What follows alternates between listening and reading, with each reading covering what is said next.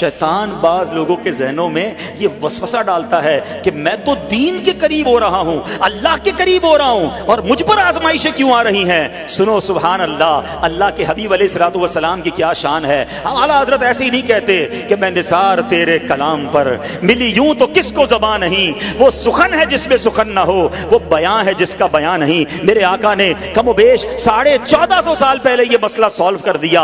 हजरत सैयदना साद बिन अबू वक्कास रदियल्लाहु तआला अन्हु फरमाते हैं कि मैंने अर्ज की, या रसूल अल्लाह सल्लल्लाहु तआला अलैहि वसल्लम, सबसे ज्यादा मुसीबतें किन लोगों पर। गली मुका दी ना, पंजाबी में कहते हैं ना, गाली बात ही खत्म कर दी। हुजूर ये बताएं सबसे ज्यादा मुसीबतें किन लोगों पर आई। प्यारे आका ने फरमाया अंबिया पर।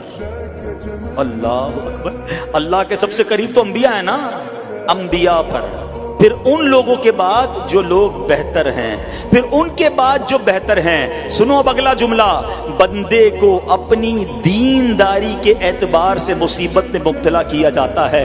अगर वो दीन में सख्त होता है उसकी आजमाइश भी सख्त होती है, अगर वो दीन में कमजोर होता है तो अल्लाह अज़्ज़ व जल उसकी दीनदारी के मुताबिक उसे आजमाता है।